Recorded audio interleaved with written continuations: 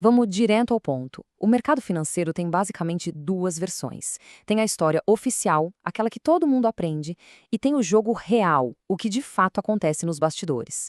É sobre esse jogo que a gente vai conversar hoje. E tudo, absolutamente tudo, começa com essa ideia aqui. Sabe, no mercado, aquilo que parece um caminho super claro, bem sinalizado, geralmente é o que leva direto para uma armadilha. A lógica é quase sempre o contrário do que a nossa intuição diz. Ok, então vamos mergulhar nisso. Para a gente conseguir entender as regras que não estão escritas, primeiro a gente precisa dominar a história que contam para todo mundo.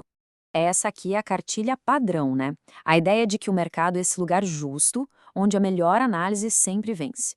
E olha, é uma visão bem reconfortante, mas ela ignora o fator mais poderoso dessa equação toda. Quem é que realmente move os preços e, mais importante, por quê? Agora, vamos virar a página. Sair um pouco do mito e ir para a realidade que os profissionais vivem, sabe? Todos os dias. Essa afirmação pode até parecer um pouco radical, mas é o nosso ponto de partida. Aquela ideia de que o mercado existe para encontrar o preço justo de um ativo, na prática é mais uma fantasia. E aqui está o ponto central de tudo. A função primária do mercado hoje em dia é ser um oceano imenso de dinheiro, ou seja, de liquidez. E esse oceano existe para que as grandes instituições consigam entrar e sair com suas posições gigantescas sem bagunçar tudo. Ou melhor, bagunçando na direção que elas querem. Esse slide aqui ilustra a dinâmica do jogo de um jeito brilhante. De um lado, o varejo, operando com base em padrão, emoção, tentando adivinhar o futuro. Do outro lado, os institucionais. E eles não estão prevendo, eles estão causando o movimento. Eles precisam que o varejo seja previsível para que possam usar essas reações como a outra ponta das suas próprias operações. Certo, mas como isso funciona na prática? Quais são as jogadas, as táticas que são usadas nesse tabuleiro? Spoofing é pura engenharia de percepção. Imagina só, um muro gigante de ordens de compra aparece do nada. A reação natural é pensar, nossa, o preço vai disparar. E aí, comprar. Só que assim que a liquidez de compradores aparece, aquele muro gigante some. Era uma isca, uma ilusão para criar a demanda que eles precisavam para poder vender. Já a absorção é uma demonstração de força bruta mesmo. Pensa no mercado em pânico, todo mundo vendendo.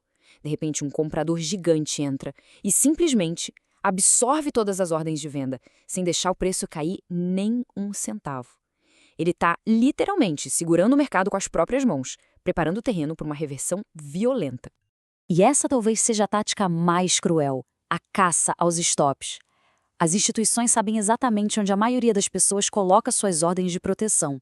Então o que elas fazem? Empurram o preço até lá de propósito. Não porque o ativo deveria ir até aquele nível, mas para acionar uma cascata de stops. E essa cascata gera a liquidez que eles precisam para montar as posições deles. É operar na dor do varejo. Agora, vamos juntar as peças do quebra-cabeça. Pensa no nível de preço que está todo mundo de olho. As instituições vão lá e forçam o rompimento daquele nível. A euforia toma conta, o varejo entra comprando em massa, e é nesse exato momento de euforia que as instituições despejam suas posições, vendendo para esses compradores que chegaram atrasados. O preço desaba, aciona os stops de quem comprou o rompimento, e a liquidez que isso gera é o lucro das instituições. É um roteiro clássico que se repete sempre.